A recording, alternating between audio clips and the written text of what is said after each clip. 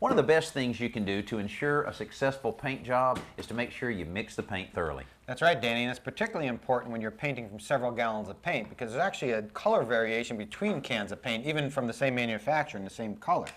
So the trick is the technique is called boxing paint, which basically just means you pour 2 or 3 gallons of paint into a larger bucket.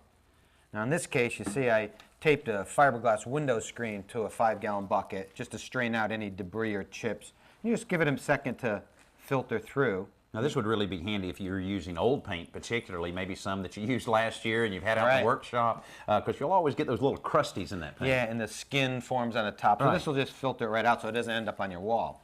So then what you need to do is just untape and remove the window screen, and the easiest thing is to paint directly from the 5-gallon bucket. What I recommend is buying a roller screen like this. So you just drop in, it hooks right onto the side of the bucket, and then you can roll right from the 5-gallon bucket. You don't have to bother putting it back into the smaller cans. And I'll tell you, it's a lot neater and, as you said, faster to use a 5-gallon bucket. And also, once you get it all in there, it's a lot easier to stir everything up. Keep it well mixed. Paint stick. You'll find it a lot easier to move around the room, too, than the flat trays that you typically see.